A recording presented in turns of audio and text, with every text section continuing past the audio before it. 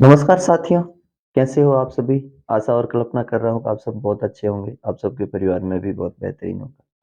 चलिए साथियों चलते हैं अपने माध्यमिक शिक्षा बोर्ड की परीक्षाएँ बहुत ही नज़दीक है, तो हम उनके संदर्भ में बात करते हुए आज हम कक्षा 10 के सामाजिक विज्ञान की समकालीन जो भारत की है, भूगोल की किताब है, हम उनके बारे में चर्चा करेंगे और उनमें कौन-कौन से बोर्ड में महत्वपूर्ण क्वेश्चन आने वाले हैं और हम सोच विचार कर और समझ कर इनके बारे में चर्चा करेंगे और इसके साथ ही अपना जो अगला जो वीडियो आएगा उसमें लगातार वीडियो पे बने रहिएगा और उसमें हम ये भी बात करेंगे कि कौन से पार्ट से कितने नंबर के सवाल आने वाले हैं। तो चलिए साथियों बिना देरी किए जैसा कि आज हम बात करेंगे एक तो संसाधन और संसाधन विकास क्या है और इसके साथ ही हम बात करेंगे कि वन्य जीव और वन्य जीव संसाधन क्या है। हमारा जो जल है, जल संसाधन उनके बारे में और कृषि के बारे में बात करते हुए हम आज की बात को पूरा क्या करेंगे, समाप्त करेंगे। हम साथियों अभी जो हम पढ़ रहे हैं इसमें हम पाठ के महत्वपूर्ण क्वेश्चनों के बारे में चर्चा करते हुए उन क्वेश्चनों के बारे में बात करेंगे जो बोर्ड में आने योग्य है। तो इसलिए आप ध्यान लगाकर ठीक तरीके से इस वीडियो को लगातार देखते रहिए जिससे कि हो सकता है कि कोई न कोई आपको ज़रूर फ़ायदा हो। तो चलिए साथियों जैसा कि हम सबसे पहले बात कर रहे हैं वो संसाधन।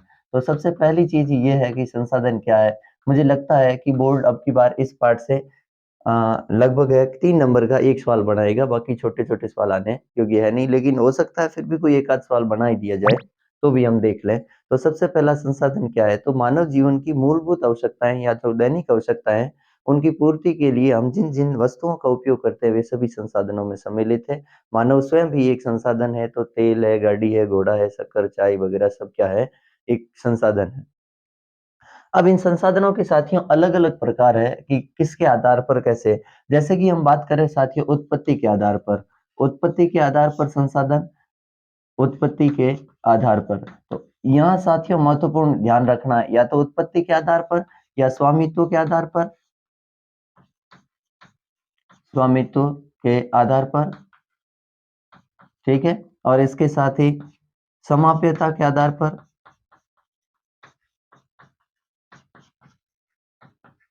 आधार पर और तो उत्पत्ति के आधार पर, स्वामित्व के आधार पर और समाप्यता के आधार पर, इन तीनों के आधार पर महत्वपूर्ण है, हालाँकि चारों के आधार पर है, हम उनकी भी बात करेंगे। जैसे कि उत्पत्ति के आधार पर है साथियों जीव और अजीव 2। कौन से साथियों? एक है जीव व अजीव। अब जीव क्या है कि जिसमें जीवन का अंश पाया जाता है या जीव का अंश पाया जाता है वो जीव है, जिसमें वनस्पति हो सकते हैं, पेड़, पशु-पक्षी ये सभी क्या है? जीव है और अजीव कौन से हैं? वे संसाधन जिसमें जीव जीव का अंश नहीं पाया जाता है, वो अजीव संसाधन है, जिसमें अपने धातु हो सकती है, कोयला हो सकता है, ये है। अब देखिए साथियों, स्वामित्व के आधार पर, स्वामित्व के आधार पर संसाधनों को 4 भागों में विभाजित किया गया। इससे पहले हम देखते हैं कि समाप्यता के आधार पर कितने प्रकार के? तो समाप्यता के आधार पर है वो साथियों हमारे संसाधन है 2 प्रकार के। कौन-कौन से हैं स्वामित्व के अपने समाप्यता के आधार पर? तो समाप्यता के आधार पर होता है संसाधन 2 प्रकार के। एक होते हैं साथियों नवीकरणीय और एक होते हैं अनवीकरणीय। नवीकरणीय संसाधन वे होते हैं कि वे संसाधन जिन्हें पुनः उपयोग में लाया जा सकता है, एक बार खर्च होने के बाद पुनः उपयोग में लाया जा सकता है, वे नवीकरणीय है। उदाहरण के लिए हम बात कर सकते हैं कि जल एक नवीकरणीय संसाधन है, पवन ऊर्जा है, सौर ऊर्जा है, ये सभी नवीकरणीय संसाधनों के तौर पर देखे जा सकते हैं। और दूसरा अनवीकरणीय संसाधन, वे संसाधन जो एक बार समाप्त होने के बाद वापस नहीं बनाए जा सकते, वापस नहीं लाए जा सकते, उनको बनने में या लाने में लगभग लाखों वर्षों का समय लगता है, तो वे संसाधन अनवीकरणीय संसाधन कहलाते हैं। जिसमें कोयला है, पेट्रोल है, प्राकृतिक गैस है, ये सभी अनवीकरणीय संसाधन है। अब देखिए साथियों स्वामित्व के आधार पर बात करें, एक स्वामित्व के आधार पर है, एक विकास के आधार पर है। स्वामित्व के आधार पर और विकास के आधार पर। स्वामित्व के आधार पर चार प्रकार के होते हैं। कौन-कौन से? एक तो ये इसमें नवीकरणीय देख लेना और अनवीकरणीय। नवीकरणीय और अनवीकरणीय समाप्यता के आधार पर। अब देखिए स्वामित्व के आधार पर। स्वामित्व के आधार पर साथियों 4 प्रकार के। कौन-कौन से 4 प्रकार? तो स्वामित्व के आधार पर 4 प्रकार में पहला व्यक्तिगत, दूसरा अपने सार्वजनिक कह सकते हैं या सामुदायिक कह सकते हैं। तो और तीसरा कह सकते हैं राष्ट्रीय और चौथा अंतर्राष्ट्रीय। पहला वापस सुन लीजिएगा व्यक्तिगत, दूसरा सामुदायिक, तीसरा राष्ट्रीय और चौथा अंतर्राष्ट्रीय। व्यक्तिगत वे संसाधन जिसमें किसी व्यक्ति या किसी एक विशेष संस्था का क्या हो अधिकार हो, वे व्यक्तिगत कहलाते हैं। जैसे कि कोई छोटा बगीचा हो सकता है, कोई गाड़ी हो सकता है, घोड़ा हो सकता है, इनके ऊपर किसी एक विशेष व्यक्ति का या कोई मकान है, तो इसमें किसी एक विशेष व्यक्ति का क्या होता है, दबाव होता है या स्वामित्व होता है। वो अपना निजी संपत्ति होती है उसकी, तो वह व्यक्तिगत कहलाता है। व्यक्तिगत के बाद हम बात करें तो वो है सार्वजनिक या सामुदायिक। तो वे संसाधन जिसमें सार्वजनिक मतलब है सरकार का और व्यक्ति सभी का भी क्या हो, हक हो। जैसे कि श्मशान भूमि है, कोई निजी माफ कीजिए, कोई अपने अस्पताल है, सरकारी अस्पताल है, कोई तालाब है, कुआँ है, बावड़ी है, इनके ऊपर क्या होता है कि अपने निजी ना होकर सार्वजनिक क्या होता है, हक होता है, तो वो सभी के लिए उपयोगी है। तो वो कैसे संसाधन कहलाएँगे? अपने स्वामित्व के आधार पर सार्वजनिक या सामुदायिक संसाधन कहलाएँगे। फिर तीसरा होता है राष्ट्रीय संसाधन। वे संसाधन जिसमें राष्ट्र के अंदर एक किसी देश के अंदर जितने भी संसाधन हैं, वे राष्ट्रीय संसाधन कहलाते हैं। अब राष्ट्रीय संसाधनों में सड़कें हैं, ज़मीन है, वन है, जंगल है, ये सभी क्या है? राष्ट्रीय संसाधन है।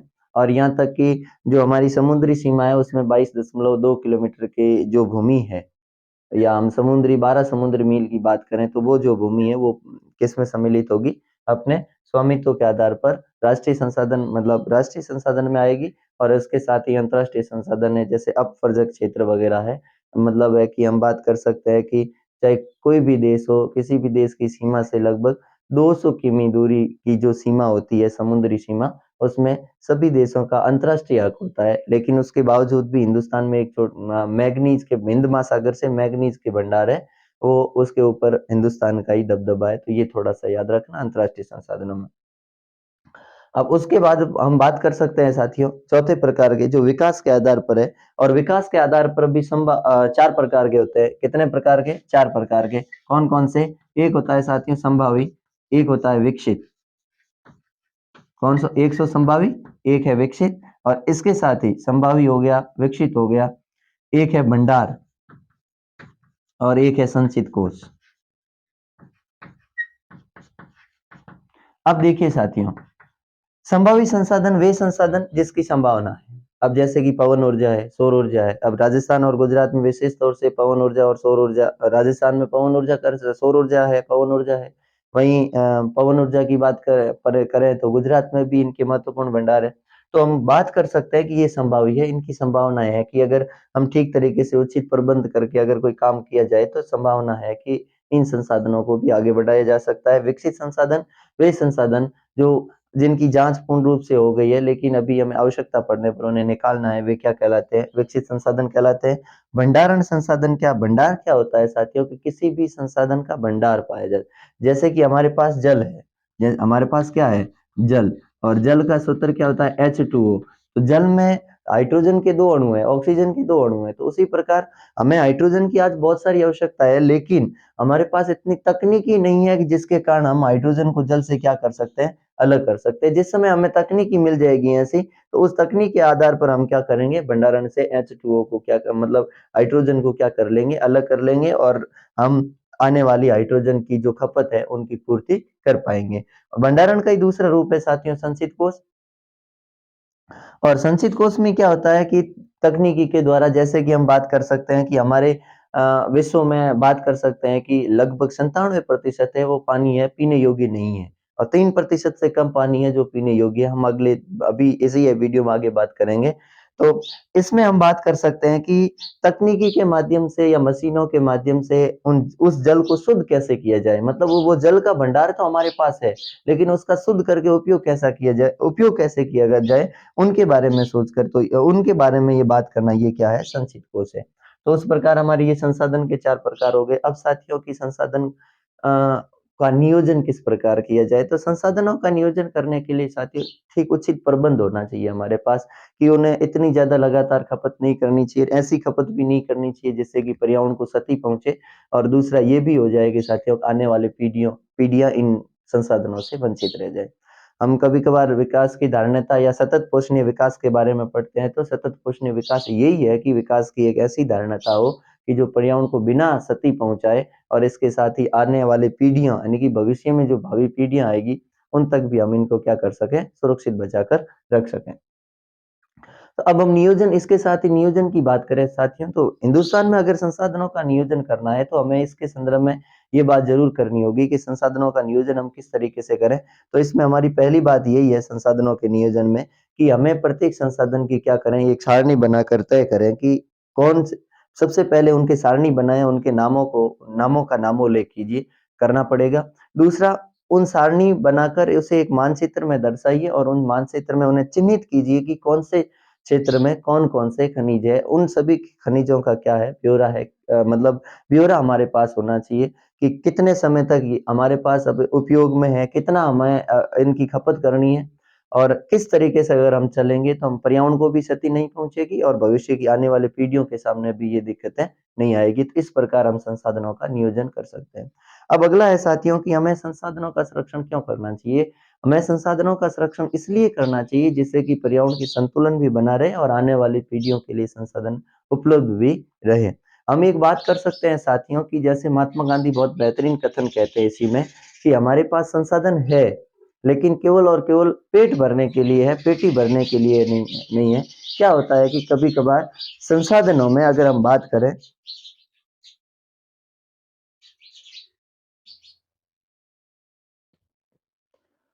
अब हम बात करें साथियों, तो संसाधन के संरक्षण की आवश्यकता तो हमें हो गई। हम जैसे कि महात्मा गांधी का कथन अभी हमने पढ़ा ही था। अब हम इसके बाद अगर बात करें, तो उसमें हम ये बात कर सकते हैं साथियों कि अब भूमि भी क्या एक संसाधन है? बिल्कुल, भूमि भी एक संसाधन है। भूमि संसाधन को भी अलग-अलग तरीके से क्या किया जा सकता है कि उसे भी सुरक्षित अब भूमि संसाधन का उपयोग कहाँ-कहाँ किया जाता है? वन क्षेत्र के रूप में किया जाता है, पुरानी प्रतिभूमि के रूप में किया जाता है, नवीन प्रतिभूमि के रूप में किया जाता है। देखो प्रतिभूमि क्या होती है जैसे 1 वर्ष कृषि क्षेत्र का जो 1 वर्ष होता है, 1 कृषि वर्ष के लिए छोड़ी जाने वाली भूमि है, वो नवीन भूमि है, मतलब प्रतिभूमि है और जो पुरानी प्रतिभूमि है, वो होती है अपने जिसे 4 या 5 वर्ष कृषि वर्ष के लिए छोड़ा जाता है, वो क्या है? अपने पुरानी प्रतिभूमि है। इसके साथ कृषि योग्य भूमि भी हो सकती है। अभी हिंदुस्तान की लगभग 60% भूमि है जो कृषि योग्य भूमि के तौर पर बात कर सकते हैं हम। तो अब इसी के साथ ही साथियों पर्यावरण प्रदूषण की बात करें तो पर्यावरण प्रदूषण में सबसे पहले आता है कि एक 1992 में रियो डी जेनेरियो 1992 ब्राज़ील का एक शहर है रियो डी जेनेरियो और उसमें क्या हुआ था प्रथम पृथ्वी सम्मेलन हुआ था जिसमें 100 से अधिक देशों ने भाग लिया और ये बात की कि हमें किस तरीके से कि पर्यावरण की रक्षा करनी है क्योंकि लगातार संसाधनों के दोहन से पर्यावरण को भी क्षति पहुंची है जिसके कारण हम बात कर सकते हैं ग्रीन हाउस प्रभाव जैसी दिक्कतें आई है, ओजोन अपक्षय जैसी दिक्कतें आई है तो इन दिक्कतों का हमें समाधान किस प्रकार से करना होगा तो इसी में एक एजेंडा 21 तय किया गया और एजेंडा 21 वही है कि जो ब्राजील में जो निर्णय लिए गए रियो डी जेनेरियो शहर में 1992 में वही एजेंडा 21 है और इसमें कहा गया कि स्थानीय स्तर पर भी एजेंडा 21 तैयार किया जाए, सतत पोषणीय विकास की धारणा को आगे बढ़ाते हुए विकास की एक ऐसी गति तैयार की जाए जिससे कि पर्यावरण को क्षति नहीं पहुँचे और विकास या संसाधन है वो समाप्त नहीं हो। अब साथियों हम आगे बात करते हैं मृदा की, तो मृदा भी अपने आप में एक संसाधन है कि हम ये भी बात करते हैं कि मृदा निम्नीकरण होता कैसे है? तो हम अगर सरसरी निगाहों से बात करते हैं तो पंजाब है या अपने ये हरियाणा वगैरह है, वहाँ अधिक सिंचाई के कारण मृदा का धीरे-धीरे निम्नीकरण हो रहा है। राजस्थान है, गुजरात है, यहाँ पशुचारण से हो रहा है। छत्तीसगढ़ है, मध्य प्रदेश है, तो इसमें वनों उन्मूलन से, वनों की लगातार कटाई करने से भी मृदा निम्नीकरण हो रहा है, तो इन्हें बचाने के लिए हमें कुछ न कुछ इन सब चीज़ों से मृदा को भी बचाना होगा। अब मृदा की बात करें या मृदा अपरदन की बात करें तो मृदा का कटाव या बहाव ही मृदा अपरदन कहलाता है।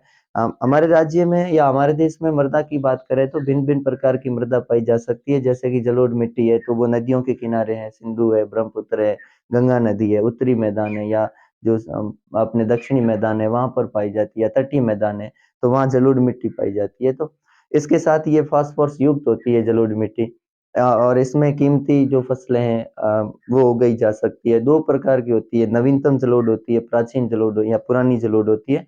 पुरानी जलोढ़ कम उपजाऊ होती है बल्कि नवीनतम जलोढ़ है वो अधिक उपजाऊ होती है। प्राचीन या पुरातन जलोढ़ को खादर कहा जा नहीं आपने बांगर कहा जाता है और नवीनतम जलोढ़ को खादर कहा जाता है, ये भी थोड़ा-सा याद रखिए।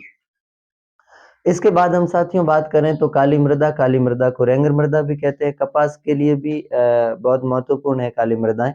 तो इनका भी थोड़ा ध्यान रखें। ये महाराष्ट्र वगैरह है, दक्कन के पठार है, छत्तीसगढ़ है, आंध्र प्रदेश है, कर्नाटक वगैरह है, वहाँ ये काली मृदा पाई जाती है। लाल लेटराइट या लाल पीली मृदा के बारे में बात करें तो लाल पीली मृदा है। ये कभी कभार क्वेश्चन पूछा जाता है कि लाल पीली मृदा को लाल पीली मृदा क्यों कहा जाता है? क्योंकि इसमें अग्नि चट्टानों में लोहांश पाया जाता है, इसके कारण इसका रंग लाल है और नमी जल युक्त होती है, इसीलिए ये पीली हो जाती है, इसके लिए लाल पीले इनका कलर है, तो लाल पीली मृदा कहते हैं। इसके साथ ही हम लेटराइट मृदा की बात करें तो इसमें अम्लीय होती है और पोषक तत्व कम होते हैं इस मृदा में, लेकिन उसके बावजूद भी हम बात करते हैं कि काजू काजू के लिए आंध्र प्रदेश वगैरह वहाँ का क्षेत्र है जो ये लाल लेटराइट मृदा है, काजू विशेष काजू के लिए बहुत ही प्रसिद्ध है, बाकी चाय वगैरह कॉफी वगैरह के लिए भी यहाँ खेती की जा सकती है। इसके साथ ही हम साथियों बात करें तो मरुस्थलीय मृदा की, तो मरुस्थलीय मृदा होती है वो लवणीय मृदा होती है, ये लाल भूरी मिट्टी होती है, जल्दी समय में सूख जाती है, गर्म हो जाती है, जल्दी समय में थोड़ी सी ठंड पड़ने पर ये ठंडी हो जाती है, इनकी अपने आप में महत्वपूर्ण विशेषता है। अब साथियों हमें इन मृदा अपरदन को रोका कैसे जा सकता है, इनके बारे में अगर बात करें तो मृदा अपरदन को रोकने के लिए हमें क्या करना होगा, ज्यादा से ज्यादा वृक्ष लगाने होंगे, क्योंकि अगर हम जब तक वृक्ष नहीं लगाएंगे तब तक मृदा अपरदन होता रहेगा। अगर हम मतलब हो सकता है क्वेश्चन पूछ लिया जाए हमें कि एक ऐसा क्षेत्र जहाँ ज्यादा ऊंचाई वाला क्षेत्र हो या पहाड़ी क्षेत्र हो, वहां मृदा अपरदन या मृदा का कटाव कैसे रोका जाए, तो उसके लिए साथियों में समूह खेती करनी होगी, सीढ़ीदार खेती करनी होगी, एक छोटे छोटे पौधों को कतार में बोना होगा और मृदा को अपने जड़ों में मजबूत जकड़े रखने के लिए बड़े वृक्षों की भी खेती या वृक्षों की कतारें भी लगानी होगी, जिससे कि मृदा अपरदन को रोका जा सकता है। इस प्रकार हमारा ये संसाधन और मृदा अपरदन वाला पार्ट पूरा हो जाता है साथियों। आगे हम बात करें वो करते हैं वन एवं वन्य जीव संसाधन। अब हम बात करते हैं साथियों, जैसा कि अभी आया ही था वन्य जीव, वन एवं वन्य जीव संसाधन। वन एवं वन्य जीव संसाधनों में साथियों महत्वपूर्ण तरीके से अगर हम बात करें तो जो जातियां हैं उनके बारे में, संकटग्रस्त जातियों के बारे में, और विशेष तौर से एक चीता के बारे में बात करेंगे जो 1952 में लुप्त हो गया था। और हमें वन्य जीव और मतलब वन्य जीवों और वनों की सुरक्षा क्यों करनी चाहिए, इसके संदर्भ में क्या है कि दुनिया में लगभग जो जनसंख्या पाई जाती है वन्य जीवों की, जो भी है पेड़ पौधे या वनस्पति की, और उस विभिन्नता में लगभग 8% है वो केवल और केवल हिंदुस्तान में उसकी प्रजातियां पाई जाती है, लगभग 16 लाख प्रजातियां है वो हिंदुस्तान में पाई जाती है। हमें यहाँ साथियों बात करनी होगी कि जो संकटग्रस्त जातियां हैं, जो सामान्य जातियां, इन सब का एक एक उदाहरण हम सबको, एक या दो उदाहरण तो हम सबको याद करना है। एक संकटग्रस्त जाति है, ठीक है, और एक सुभेद्य है। कौन सी जाति? सुभेद्य। और इसके साथ ही स्थानिक और लुप्त।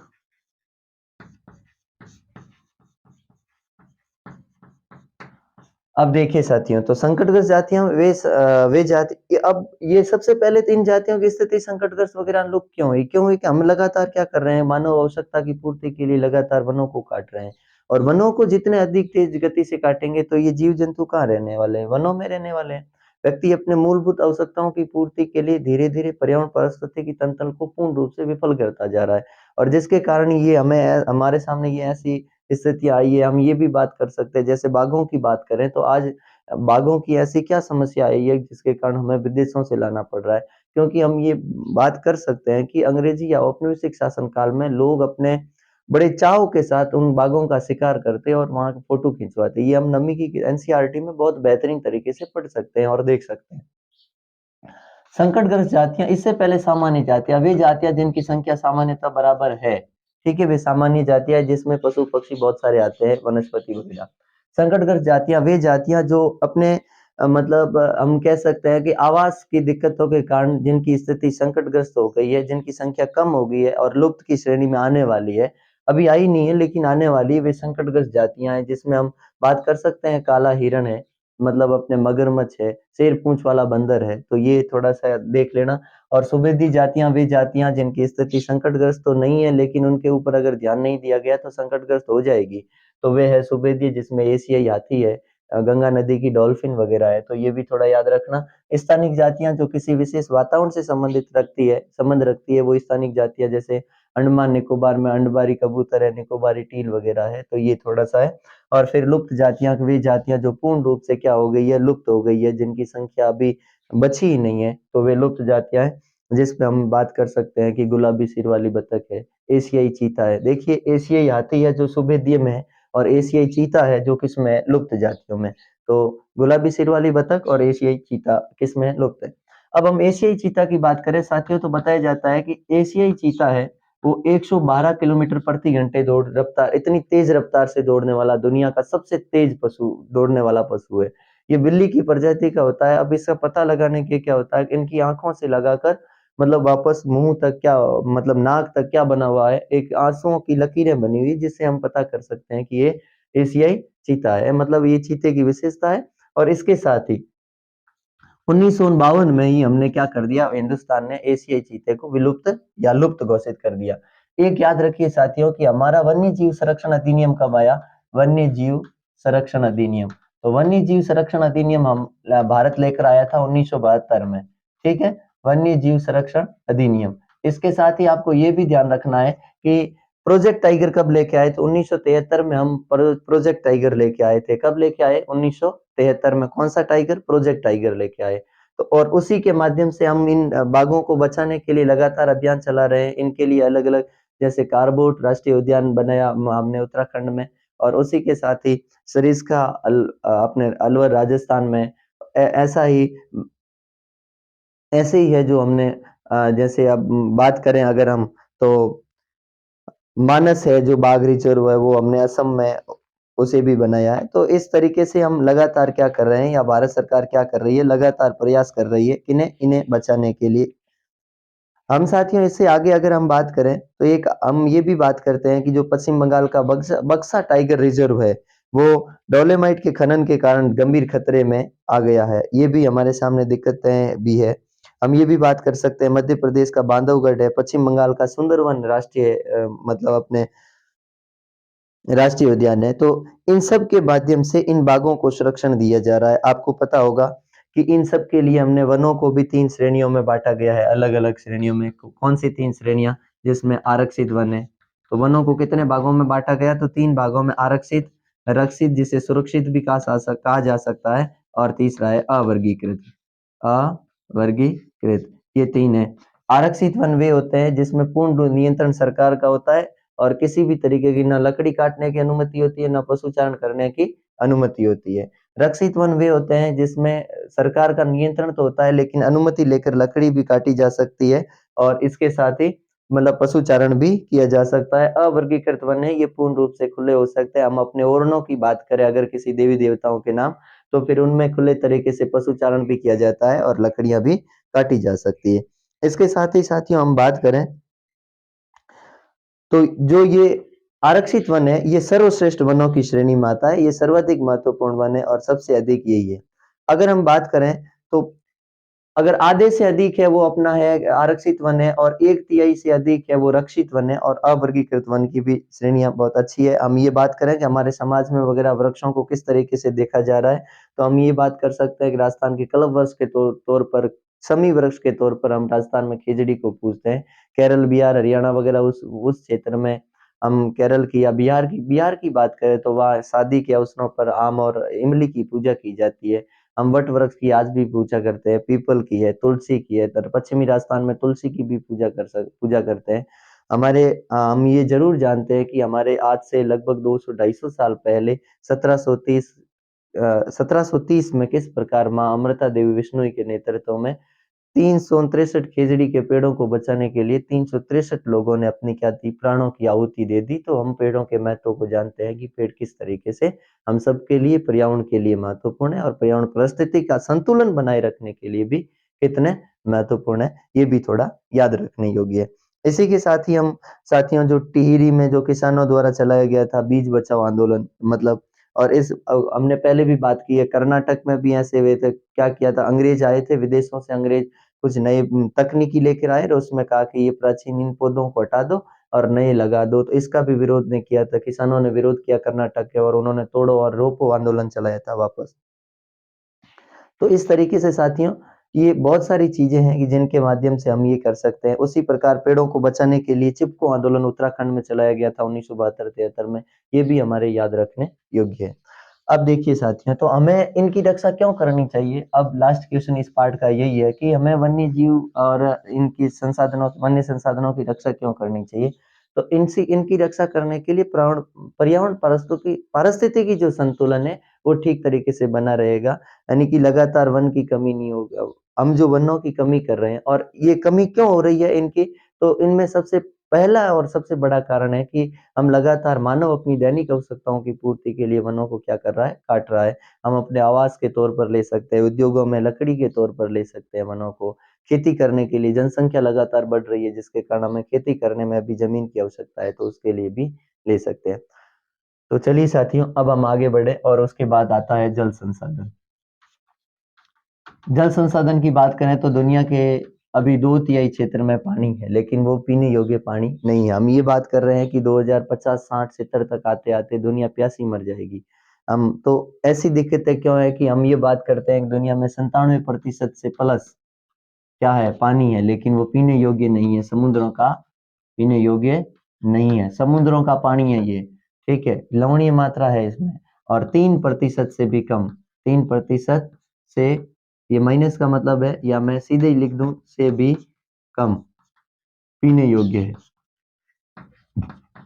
पीने योग्य है। अब देखिए साथियों, अगर इसमें हम बात कर रहे हैं 3% से भी कम, तो कोई कुआं है, तालाब है, कोई बावड़ी है, कोई ट्यूबवेल है, इनके माध्यम से, या कोई नदियों का पानी है तो बर्फ पिघल कर आ रहा है, उनके माध्यम से हम क्या कर रहे हैं? कर रहे हैं। एक देखिए साथियों, पर्यावरण असंतुलन हो रहा है, तो इसका मतलब है कि कहीं न कहीं जल को भी प्रभावित होना पड़ रहा है, क्योंकि हमारा जो शुद्ध जल बर्फ के रूप में है, तो गर्मी ज़्यादा पड़ेगी, तो वो बर्फ क्या होगा? ज़्यादा से ज़्यादा पिघलेगा और नदियों के माध्यम से जो नदियों का शुद्ध पानी है, वो पानी आखिरकार किसमें? समुद्रों में मिल रहा है, जिसके कारण शुद्ध पानी भी अशुद्ध हो रहा है, यानी कि अस्वच्छ हो रहा है। तो इन सभी चीज़ों को रोकने के लिए भी हमारे पास ऐसी तकनीकें होनी चाहिए। और इसके साथ हमने संचित की बात की थी, मतलब संचित कोष की बात की थी, उसमें क्या था? तो ये पानी तो था। अब इस पानी को हम किस तकनीकी के द्वारा बाहर निकाला जाए, ऐसी हमारे पास तकनीकी नहीं है। और ज्यों ही हमारे पास तकनीकी आ जाएगी, तो हम ठीक तरीके से उस पानी को शुद्ध करके अपने पेयजल के रूप में, कृषि के रूप में उपयोग में ला सकते हैं। अब देखिए साथियों, जल संसाधनों में तो पश्चिमी राजस्थान में विशेष तरीके से एक टांका नाम करके है, जो क्या करता है? वर्षा जल संग्रहण करने में या पानी के इकट्ठा करने में बहुत महत्वपूर्ण भूमिका निभाता है। जैसे बीकानेर है, जैसलमेर है और फलोदी में टांका है। और एक वर्षा के पानी को पश्चिमी राजस्थान में क्या कहा जाता है? पालर पानी कहा जाता है। ये भी थोड़ा-सा याद रखिए। ठीक है साथियों? तो ये अपने जल संसाधन, और इसके साथ ही जल संसाधन में अगर हम और बात करें तो इनके प्रबंधन किस तरीके से किया जा सकता है, तो इनके प्रबंधन के लिए हमें बांधों का निर्माण करना होगा। किसका निर्माण करना होगा? बांधों का निर्माण।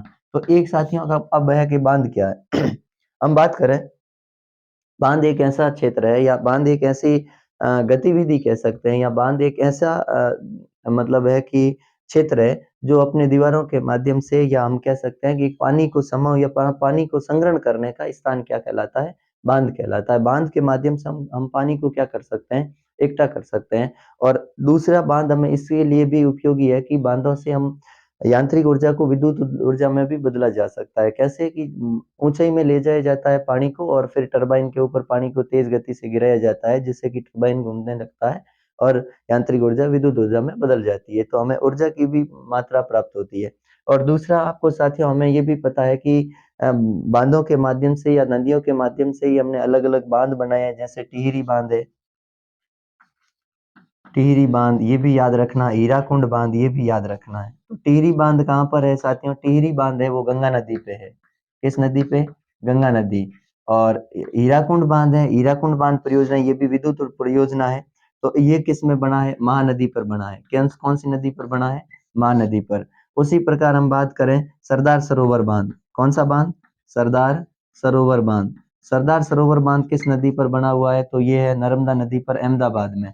आपको पता होगा ये सरदार सरोवर बांध है, ये 4 राज्यों इससे 4 राज्यों को लाभ पहुँचता है, जिसमें अपना राज्य राजस्थान भी है, मध्य प्रदेश है, गुजरात है और महाराष्ट्र है, इन चारों राज्यों को। लेकिन सर्वाधिक है, ये लगभग 9,000 के आसपास गाँवों को जो पानी मिलता है, वो किसे मिलता है? गुजरात को मिलता है। अब 2006 में एक बार बाढ़ की दिक्कतें आ गई थी, जिसके कारण ऐसा लग रहा था कि वहाँ अगर बाँधों के गेटों को खोलना पड़े, तो सारा वहाँ की जितनी भी भूमि है, वो सारी की सारी जलमग्न हो जाए। और इनके सरदार सरोवर बांध को लेकर तो बहुत सारे विवाद भी हुए हैं और आज भी विवाद चल रहे हैं। इसी के साथ ही हम बात कर सकते हैं कृष्णा गोदावरी नदी को लेकर है साथियों। कृष्णा गोदावरी मतलब अपने कर्नाटक और महाराष्ट्र को लेकर है कि वहां पर भी बांध के पानी को लेकर विवाद चल रहा है।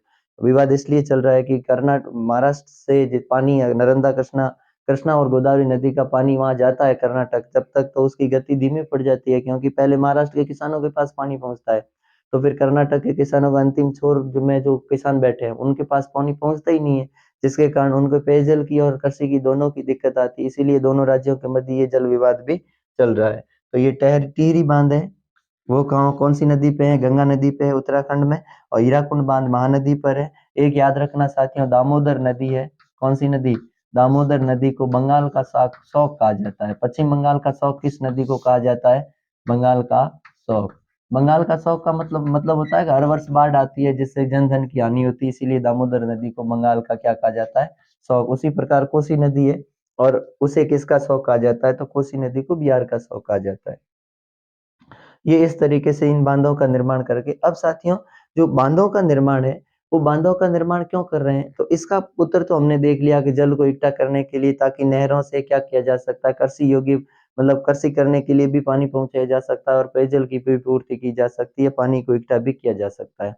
लेकिन अब हम ये बात करते हैं कि बांध बहुत महत्वपूर्ण है। क्यों महत्वपूर्ण है? कि इसकी मतलब महत्वपूर्ण क्यों है? तो अभी हमने बात की थी, इसीलिए बांध महत्वपूर्ण है।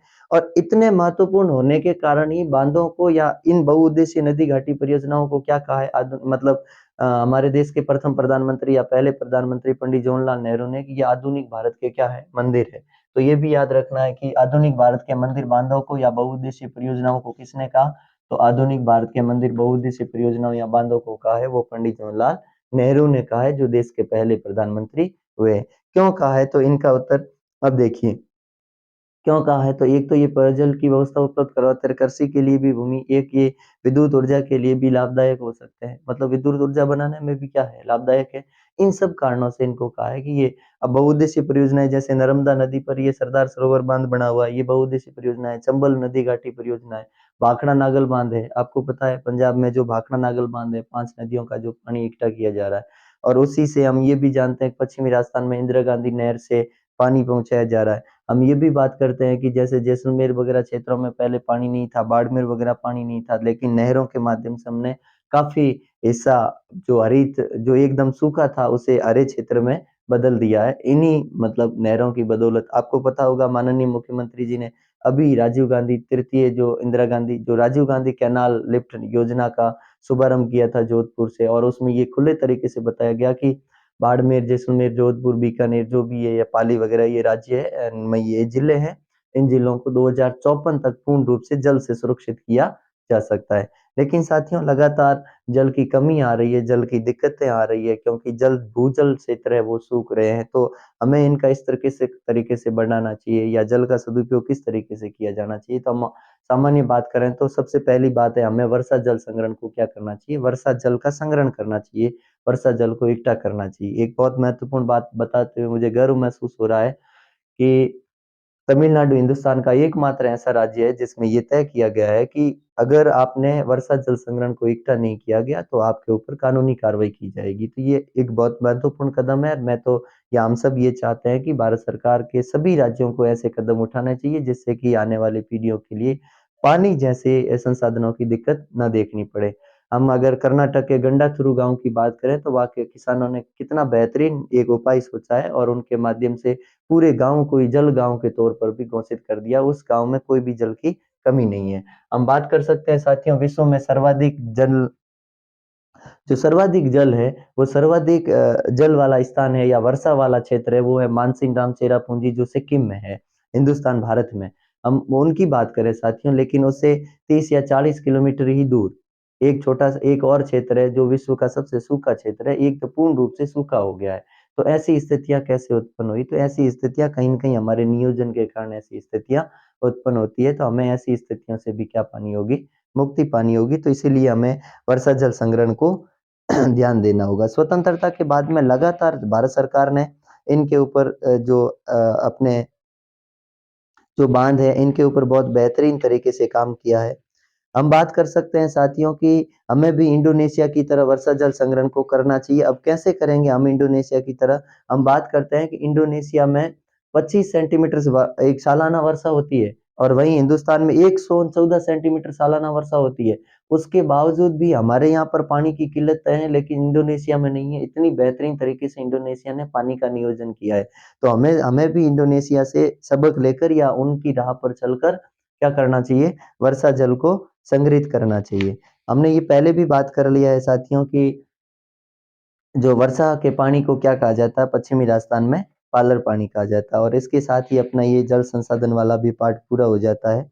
अब हम बात करते हैं साथियों कृषि की, कि कृषि किस प्रकार में है। तो कृषि है, एक है साथियों जीवन निर्वाह कृषि, कि वो कृषि जो केवल और केवल जीवन के निर्वाह के लिए किया जाता है, जीवन निर्वाह या जीवन आजीविका की पूर्ति के लिए क्या की जाती है, वो जीवन निर्वाह कृषि कहते हैं। जीवन निर्वाह कृषि के लिए ये कृषि आती है जिसका नाम स्थानांतरित कृषि है या झूम कृषि है। हम स्थानांतरण कृषि या स्थानांतरण कृषि या झूम कृषि में इसमें किसी भी कोई उर्वरक खाद का कोई प्रयोग नहीं किया जाता है। इसके कारण इसे कर्तन दहन प्रणाली भी कहते हैं, ये भी सबसे महत्वपूर्ण है। अलग अलग क्षेत्रों में इसे अलग अलग नामों से पुकारा जाता है, जैसे कि राजस्थान में वालतरे या वालरे के नाम से जाना जाता है। वहीं किसी स्थान पर इसे दीपा कहते हैं, तो किसी स्थान पर इसे मोलपा कहा जाता है। तो इस तरीके से जैसे कि हम हिंदुस्तान में भी अलग अलग क्षेत्रों में बात करें साथियों इस कृषि की, तो हम ये बात कर सकते हैं कि इसे मेक्सिको और मध्य अमेरिका में मिल्पा कहा जा सकता है। हम ये अगर हमारे देश की बात करें तो असम, मेघालय और मिजोरम में इसे झूम कृषि कहते हैं, और मणिपुर में इसे पामलू कहते हैं। इसी प्रकार अंडमान और निकोबार में इसे दीपा कहा जाता है। छत्तीसगढ़ में भी दीपा कहा जाता है। राजस्थान में वालरे कहते हैं या वालतरे कहते हैं। तो ये कृषि एक ऐसे क्षेत्र पर की जाती है कि या झूम कृषि या स्थानांतरित कृषि, तो ये जंगलों की कटाई की जाती है या जंगलों को जलाया जाता है और फिर उसमें खेती की जाती है। 1 वर्ष या 2 वर्ष ज्यों ही उनको लगता है कि अब ये भूमि है जो अनउपजाऊ हो गई है, तो उस क्षेत्र को छोड़कर जो किसान लोग हैं या जो जंगलों वाले लोग हैं, वो जंगलों को छोड़कर उस स्थान को छोड़कर अन्य स्थान पर चले जाते हैं और वहाँ के जंगलों को जलाकर क्या करते रहते हैं, खेती करते रहते हैं। ये स्थानांतरित कृषि है। अब इसके बाद है साथियों गहन जीविका निर्वाह कृषि क्या है? गहन जीविका निर्वाह कृषि एक ऐसी कृषि जिसमें क्या है कि अधिक उत्पादन के लिए रासायनिक उत्पादों का भी क्या किया जाए, रासायनिक प्रयोग भी किए जा सकते हैं। रासायनिक उर्वरकों का भी प्रयोग करके अधिक से अधिक क्या है कि उत्पादन करने के लिए की जाने वाली कृषि है। जो जैसे कि हम ये जान सकते हैं कि जनसंख्या अधिक है, जमीन का क्षेत्र कम है, तो कम क्षेत्र में भी अधिक उपजाऊपन करने के लिए इसलिए भारत सरकार ने चकबंदी, जैसे कि भाई बहुत सारे किसानों की जमीन है, उन जमीन को इकट्ठा किया जाए और चकबंदी के माध्यम से किसान सम्मिलित रूप से उसके ऊपर क्या करे, खेती करे। उसके बाद हम वाणिज्यिक कृषि कह सकते हैं। तो वाणिज्यिक कृषि कौन सी है? वो कृषि जो क्या करते हैं कि व्यापार के लिए की जाती है।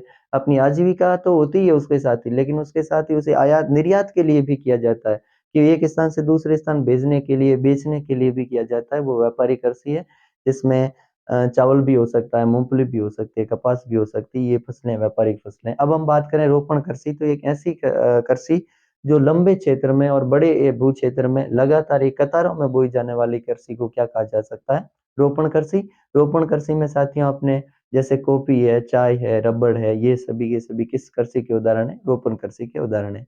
इस पाठ से सवाल आपको पूछेंगे तो ऐसा क्वेश्चन पूछेंगे कि या तो पूछेंगे किसी एक खाद्यान्न फसल का नाम लिखते हुए उसकी भौगोलिक परिस्थितियाँ लिखिए, या किसी एक रोपण प्रकृति का नाम लिखते हुए उसकी भौगोलिक परिस्थितियाँ लिखिए, या फिर पूछेंगे किसी एक तिलहन फसल का नाम लिखते हुए भौगोलिक परिस्थितियाँ लिखिए, और या फिर क्वेश्चन पूछेंगे सस्य प्रारूप क्या है उसके बारे में स्पष्ट कीजिए, और या फिर ये क्वेश्चन इसमें बनने वाला है स्थानांतरित खेती वाला तो बनेगा ही बनेगा, और इसके साथ ही ये क्वेश्चन बनने वाला है तो रेशेदार किन्हीं एक रेशेदार फसल का नाम लिखते हुए उनका क्या कीजिए, मतलब माफ कीजिए कि उनका भौगोलिक स्थितियों को जानिए। तो हम यहाँ सस्य प्रारूप के बारे में बात करते हैं। तो सस्य प्रारूप में फसल को 3 भागों में विभाजित किया गया है। कितने भागों में? प्रारूप को 3 भागों में। कौन-कौन सा है? एक है रबी, एक है खरीफ और एक है अपने जायद। आपको पता होगा कि अभी भी रीट जैसे पेपर में भी जायद फसल के बारे में पूछा था, वो फसल जो जून से नहीं, जायद फसल कब से कब तक बोई जाती है? तो मार्च से जून। अब देखिए रबी फसल है वो शीत ऋतु की फसल है, कि वो फसल जो शीत ऋतु में बोई जाती है। ठीक है, खरीफ जो वर्षा ऋतु में बोई जाती है। कौन सी ऋतु में? वर्षा ऋतु में। और तीसरी है ये अपने जायद है जो ग्रीष्म ऋतु में बोई जाती है। कौन सी ऋतु में? ग्रीष्म ऋतु में। अब साथियों हम बात करते हैं इससे आगे। तो शीत ऋतु और वर्षा ऋतु, देखो वर्षा वर्षा ऋतु वाली जो खरीफ फसल है ये कब बोई जाती है? ये जुलाई अगस्त में बोई जाती है, ठीक है। और अक्टूबर नवंबर में काट ली जाती है, अक्टूबर नवंबर, ये या सितंबर अक्टूबर भी कह सकते हैं हम, सितंबर अक्टूबर में काट ली जाती है, ठीक है। तो ये थोड़ा सा याद रखना, अगर सितंबर अक्टूबर नहीं है तो अक्टूबर नवंबर है, ठीक है। तो जिस समय वह खरीफ की फसल काटी जाती है तो उस समय क्या कौन सी बोई जाती है? रबी। तो अक्टूबर नवंबर में रबी की बोई जाती है और वापस फरवरी मार्च में ये, तो अक्टूबर नवंबर में बोई जाती है और फिर काटी कब जाती है? तो फिर काटी जाती है मार्च, फरवरी मार्च में। कब काटी जाती है? फरवरी मार्च में। और फिर ये जो मार्च से लगाकर आगे जून तक का समय है, मार्च से जून, तो ये समय इसमें जायद फसलें हैं, ठीक है। अब देखिए रबी की फसल का उदाहरण क्या है? तो रबी की फसल का उदाहरण दें तो जैसे कि अभी बोई जैसे कि सरसों है, चना है, अपने सरसों है, चना है, इसके साथ ही हम गेहूं है, इनकी भी बात कर सकते हैं। तो ये सारे के सारे फसलें हैं, ये कौन सी फसल है? रबी की फसल है। उसके बाद खरीफ की फसलों में बात करें तो साथियों चावल है, कपास है, और अपने जैसे हम दालों में बात करें तो भी मूंग की दाल है, मूंग है, मोठ है, या गवार है, ये सारी की सारी जो फसलें हैं, या बाजरा है, तिलहन है, ये या तिल है, ये सभी की सभी बाजरे, ये फसलें किसकी? मूंगफली वगैरह, ये सब खरीफ ऋतु की फसलें हैं। और जायद की फसल कौन सी है? तो जायद में जैसे तरबूज है, खरबूज है, उसी प्रकार ककड़ी है, मतलब सब्जियां बोई जाती है जो जायद की फसल में। अब तो ग्रीष्म ऋतु में जायद की फसल में बाजरा भी बोया जाने लगा है। चलिए साथियों, इस प्रकार ये हो गया। अब देखिए मैंने अभी आपको कहा था कि किसी एक फसल के बारे में, तो हम ये बात कर सकते हैं कि सबसे पहले बात करें किसके ऊपर बात करें साथियों? तो सबसे खाद्यान्न फसल की बात करें, किसकी? खाद्यान्न की, खाद्यान्न फसल। तो खाद्यान्न फसलों में देखिए साथियों चावल, मोटे अनाज, गेहूं, ठीक है। इन तीन की थोड़ी ठीक तरीके से देख लेना, बाकी मोटे अनाज में या एक एक देख लेते हैं, मक्का, ठीक है। अब देखिए साथियों दूसरी चीज हम बात करें रेशेदार फसलें, कौन सी फसलें? रेशेदार फसलें। तो रेशेदार फसलों में हम बात कर सकते हैं कपास, जूट, पटसन, कपास, जूट और रेशम, ठीक है। और अगर इसके बाद हम रोपण कृषि की बात करें, रोपण कृषि या रोपण फसलें, तो रोपण फसलों में आएगी हमारे, एक आएगी चाय, कॉफी, चाय, कॉफी, रबड़ आदि, ठीक है। तिलहनी फसलों की बात करें तो इसमें आएंगी मूंग, तिलहनी फसलें, ठीक है। तो मूंगफली, मूंगफली है, हम तिल ले सकते हैं, अरंडी ले सकते हैं, अरंडी आदि, सरसों ले सकते हैं, ठीक है। और उसके बाद अगर हम बात करते हैं तो दलहनी या दलहन फसलें, ठीक है।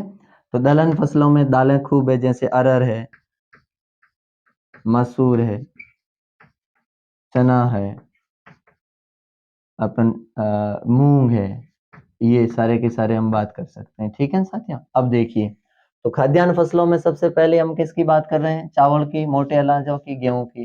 देखो चीन के सबसे पहले है कि चावल एक कौन सी ऋतु की है? खरीफ ऋतु की फसल है। क्या औद्योगिक मतलब एक सर्वाधिक उपयोग में लाया जाने वाला है जो खाद्यान्न के तौर पर, वो चावल ही है। अब देखिए ये सर्वाधिक कहाँ पाया जाता है? तो ये पश्चिम बंगाल है, अपने हरियाणा है, और पंजाब में इसका उत्पादन बेहतरीन तरीके से हो रहा है चावल का, ठीक है। इसके साथ ही अब इसकी भौगोलिक परिस्थितियां क्या है? भौगोलिक परिस्थितियां ये है साथियों की इसमें लमसम 100 सेंटीमीटर के आसपास, नहीं 100 सेंटीमीटर के आसपास क्या चाहिए? वर्षा की आवश्यकता चाहिए। और 25 सेंटीमीटर के आसपास है वो है, इसमें तापमान की आवश्यकता रहती है। तो 100 सेंटीमीटर से अधिक वर्षा और 25 सेंटीमीटर किसकी आवश्यकता रहती है? तापमान की। चीन के बाद दूसरा स्थान है भारत का उत्पादन 2017-18 में। फिर मोटे अनाज है, मोटे अनाजों में अपने बाजरा भी है और इसमें जो भी है। तो जो है जो तीसरे नहीं जवार है, जो नहीं माफ कीजिए, जवार, ज्वार है वो तीसरा सबसे बड़ा हिंदुस्तान में उपयोग लेने वाला खाद्यान्न है, ठीक है? और उसके साथ ही इसमें पशुओं के लिए भी चारा भी मिल जाता है और उसी प्रकार बाजरा है तो बाजरा विशेष तौर से राजस्थान में प्रसिद्ध है। राजस्थान में भी जोधपुर, बाड़मेर वगैरह इन क्षेत्रों में, ठीक है? और सर्वाधिक उत्पादन भी राजस्थान ही करता है। विश्व में सर्वाधिक बाजरे का उत्पादन भी हिंदुस्तान में ही होता है। अब देखिए फिर होता है गेहूँ, तो गेहूँ एक खरीफ माफ कीजिए रबी की फसल है। तो और चावल के बाद दूसरा सबसे महत्वपूर्ण अगर हिंदुस्तान में कोई खाद्यान्न है तो वो खाद्यान्न कौन सा है? गेहूँ है। और चीन के बाद दूसरा स्थान इसमें भी गेहूं में भी किसका है? हिंदुस्तान का है। और इसके साथ ही अब इनकी जो भौगोलिक परिस्थितियां हैं तो ये साथियों रबी की ऋतु की फसल है। प्रारंभ में इसे सर्दी की आवश्यकता होती है लेकिन आखिरकार अगर बात करें तो फिर इसे ग्रीष्म ऋतु की आवश्यकता होती है गेहूं के पकने के समय। और इसमें लगभग 50 से 75 सेंटीमीटर की वर्षा की आवश्यकता होती है और शीत ऋतु में होने वाली वर्षा को मावट कहा जाता है। और मावट पश्चिमी विक्षोभ से होती है और विशेष तौर से गेहूं के लिए सबसे महत्वपूर्ण है। उसी प्रकार मक्का है, तो मक्के के बारे में बात करें तो 21 से 27 डिग्री सेल्सियस तक इसमें तापमान की आवश्यकता होती है मक्के में। मक्का रबी और खरीफ दोनों में उगाया जा सकता है, अब धीरे धीरे उगने लगे हैं, ठीक है? पश्चिम बंगाल है, छत्तीसगढ़ वगैरह है, वहां पर मक्का उगाया जाए। मक्का भी एक खाद्यान्न है। मध्य प्रदेश है, राजस्थान में भी कुछ कुछ क्षेत्रों पे मक्का उगाया जाता है। गेहूं भी है, पंजाब है, हरियाणा है, पश्चिमी उत्तर प्रदेश है, राजस्थान है, गेहूं का भी। रेशेदार फसलों में कपास रेशेदार फसल है, ठीक है? ये 6 से 8 महीने में फसल तैयार होती है। 210 दिन इसे पाला रहित चाहिए, ठीक है? थोड़ी सी नमी भूमि होनी चाहिए खरीफ फसल की, ये भी है। वर्षा ऋतु में होती है कपास, ठीक है? रेशेदार कपास, जूट और पटसन तीनों भूमि में उगाया जाता है, प्राप्त किया जाता है भूमि से। और ये रेशम है, रेशम की कृषि जो प्रकृति से मतलब पेड़ों से प्राप्त की जाती है। तो जूट है, जूट को क्या कहता है? सुनहरा रेशा कहा जाता है जूट को। ये सफेद सोना कहलाता है कपास, जूट सुनहरा रेशा कहलाता है। जूट का उपयोग होता है बोरियां बनाने के लिए, मतलब रस्सियां बनाने के लिए। इनके रूप में जूट का क्या किया जाता है? उपयोग किया जाता है। लेकिन साथियों धीरे धीरे क्या है कि जूट का उपयोग कम होता जा रहा है, और क्योंकि जूट ज्यादा खर्चीली है और इनकी रक्षा करनी भी बहुत रक्षा करने में भी या सजो कर रखने में भी दिक्कत आती है, तो नायलॉन जैसे रेशे आ गए हैं जिसके कारण जूट की धीरे धीरे मांग कम बढ़ रही है। उसी प्रकार पटसन है और फिर है रेशम। तो रेशम है जो रेशम कीट से प्राप्त किया जाता है, जो शहतूत के पेड़ों से या शहतूत के पेड़ों से प्राप्त किया जाता है। 10वीं की किताब में भी इनका नाम आया हुआ, उसमें शहतूत नहीं लिखा हुआ, वहां कोई और ही नाम लिखा हुआ है, तो ये भी थोड़ा सा याद रखें कि भाई इसमें भी क्या नाम आया हुआ है। इसके साथ ही साथियों अगर हम दालों की बात करें तो फिर अपनी आती है रोपण कृषि। कौन सी कृषि साथियों? रोपण कृषि। तो मलबरी के पेड़ से साथियों है रेशम प्राप्त किया जा सकता है, तो ये है। और ये रेशम है सर्वाधिक वो कहाँ से प्राप्त किया जाता है? चीन से रेशम है वो सर्वाधिक प्राप्त किया जा रहा है, ठीक है? बाकी इन सब में भी हिंदुस्तान चीन के बाद दूसरा स्थान रखता है। रोपण कृषि में चाय में भी, कॉफी में। अब देखिए कॉफी में एक विशेष अरेबिका किस्म की अरेबिका किस्म की एक कॉफी है, ये एक प्रकार है, ठीक है? उसी प्रकार रबड़ एक रोपण कृषि का है, चाय भी रोपण कृषि है। ये कॉफी वगैरह ये है जो आंध्र प्रदेश के मतलब है कि उनकी पहाड़ियों में या आंध्र प्रदेश क्षेत्रों में जो लाल लेटराइट मृदा में पाई जाती है कॉफी वगैरह अच्छी तरह, मतलब आंध्र प्रदेश क्षेत्र में भी कॉफी को उगाया जा सकता है। और वहीं पश्चिम बंगाल है वहां पर भी लाल लेटराइट मृदा में, माफ कीजिए, वहाँ काजू की कृषि होती है, ये थोड़ा सा याद रखना है। फिर रबड़ एक रोपण कृषि है। ये रबड़ के लिए साथियों याद रखना इसकी भौगोलिक परिस्थितियां हैं, 200 सेंटीमीटर वर्षा चाहिए। कितनी सेंटीमीटर? 200 सेंटीमीटर से अधिक वर्षा चाहिए और 25 सेंटीमीटर के आसपास तापमान की और नमी युक्त भूमि होनी चाहिए या आर्द्र भूमि होनी चाहिए इसमें, ठीक है? चाय में उष्ण उपोष्ण कटिबंधीय क्षेत्र होना चाहिए, ठीक है? और इसमें भी हम कह सकते हैं रिमझिम बारिश होनी चाहिए जिससे कि उनकी पत्तियां हरी रहे और इनका जो जो लघु या हम कह सकते हैं इनकी पत्तियों को सुरक्षित रखने के लिए उनके चाय के खेतों में ही क्या किया जाता है कि मशीनरी का उपयोग किया जाता है। अरेबिका किस्म है ये कॉफी की है, ये थोड़ा सा याद रखना है। तिलहनी फसलों में इसमें मूंगफली है, तिल है, अरंडी वगैरह सरसों है, तो तिलहनी फसलें हैं। तो इसमें जैसे कि अरंडी है तो वो किसी भी ऋतु में बोई जा सकती है, सरसों शीत ऋतु में बोई जाने वाली है, और मूंगफली है वो भी किस ऋतु में? वो खरीफ ऋतु में बोई जाने वाली है, और तिल भी खरीफ ऋतु में बोई जाने वाली है। ये एक वाणिज्यिक फसल भी है। उसी प्रकार दलहनी फसलें हैं, तो दलहनी में अरहर है, मसूर है, चना और मूंग है, ये किस में बोई जाती है? चना और मूंग ये दोनों खरीफ ऋतु में बोए जाते हैं। और इसे फलीदार फसलें भी कहते हैं। तो ठीक है ना? तो दाल जो दालें होती है अरहर वगैरह, ये फलीदार फसलें हैं, ठीक है ना? तो इसके साथ ये भी याद रखना है। इनमें भी आर्द्र क्षेत्र जैसे चना वगैरह, मूंग वगैरह वर्षा की आवश्यकता होती है, आर्द्र क्षेत्र होना चाहिए। बस इस प्रकार ये अपने खाद्यान्न फसलों के बारे में। एक साथी हमने गन्ना देखा, गन्ना, और ये याद रखना साथियों, दलहनी फसलें हैं, दलहनी में दालों के उत्पादन में और दालों का जो उत्पादन करना, उत्पादन में और उपयोगकर्ता में भी सबसे सर्वाधिक दालें कहाँ प्राप्त होती है? हिंदुस्तान में ही होती है। और इसमें चीन के बाद दूसरा स्थान नहीं है, हिंदुस्तान का पहला स्थान है। फिर गन्ने की बात करें तो गन्ना भी है 21 से 27 डिग्री सेल्सियस तापमान पर है। 50 डिग्री के 50 से 75 सेंटीमीटर के आसपास वर्षा चाहिए, ठीक है। और उत्तर प्रदेश है, राजस्थान है, मध्य प्रदेश में गन्ने की खेती ठीक तरीके से की जा रही है। और इसके साथ ही ब्राजील के बाद दूसरा सबसे बड़ा स्थान किसका है इसमें? गन्ने का ब्राजील के बाद दूसरा स्थान है वो भारत का है। एक साथियों तिलहन फसलों में एक तिलहन फसल है तोरिया, तोरिया में भारत का तीसरा स्थान है। बाकी सब में भारत का कौन सा स्थान है? चीन के बाद दूसरा स्थान है। अगर हम सब्जी फल फ्रूट की बात करें तो चीन के बाद दूसरा स्थान किसका है? भारत का भी है। लेकिन कुछ जैसे कि तरबूज खरबूज वगैरह या ककड़ी टमाटर वगैरह, इसमें विशेष तरीके से भारत का क्या है? पहला स्थान है। बहुत बेहतरीन तरीके से ये फसलें या सब्जियां भारत में बोई जा सकती है। एक साथियों हमारा इस पार्ट से अंतिम क्वेश्चन है, वो है कार्बनिक खेती। कौन सी खेती? कार्बनिक खेती। ऐसी खेती जिसमें क्या नहीं किया जाए कि वो जिसमें रासायनिक उर्वरकों का प्रयोग नहीं किया जाए, जिसमें भूमि की उर्वरकता बनी रहे और इसके साथ ही जो पर्यावरण को भी क्षति नहीं पहुंचाए, भूमि निम्नीकरण भी नहीं करवाए, तो वो खेती है, वो कार्बनिक खेती कहलाती है। कि जिसमें रासायनिक उर्वरकों का प्रयोग नहीं किया जाता है, वो कैसी खेती है? कार्बनिक खेती है। ये हो गया साथियों। अब इसके साथ ही सरकार भी लगातार कृषि को बढ़ावा देने के लिए क्या कर रही है? प्रयास कर रही है। किसानों को जैसे कृषि भूमि बीमा योजना है, प्रधानमंत्री किसान बीमा योजना है, इनके माध्यम से आपको पता है पीएम किसान सम्मान निधि योजना है, हर साल 6,000 रुपए जो अभी शुरू किया है। इसके साथ ही बेहतरीन बीज उत्पादित करने के लिए भी प्रयास किया जा रहा है। हरित क्रांति और ऑपरेशन फ्लड यानी कि श्वेत क्रांति जैसे क्षेत्रों को भी अपना रहे हैं। लेकिन कुछ न कुछ क्षेत्रों का यह मानना है लोगों का कि हरित क्रांति ने अत्यधिक रासायनिक उर्वरकों के प्रयोग से भूमि के निम्नीकरण को अत्यधिक बढ़ावा दिया है। और ये पूर्ण भारत में भी सफल नहीं हुई है। जैसे पंजाब हरियाणा पश्चिमी उत्तर प्रदेश विशेष कुछ क्षेत्रों में या कुछ कुछ राजस्थान के क्षेत्रों में सफल हो पाई है। उसके बावजूद भी हमारे यहाँ पर लगभग है कि वो लगभग 80 करोड़ जनसंख्या है, वो कृषि के ऊपर निर्भर करती है।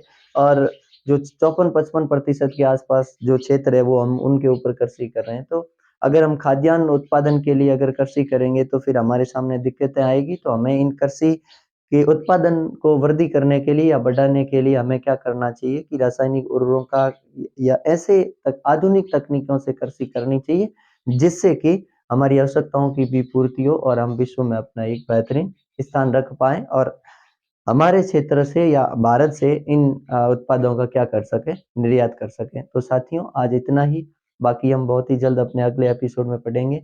तब तक के लिए नमस्कार। मेरी आशा है कि आपको ठीक समझ में आया होगा। सर 1 बार नहीं, 2 बार नहीं, 3 बार लगातार देखते जाइए इन्हीं वीडियो को। तो मुझे लगता है और ऐसी मेरी आशा है कि ये वीडियो आप सबके लिए बहुत ही सुखदायी होंगे। एक बार फिर आपको पुनः बहुत-बहुत नमस्कार। धन्यवाद।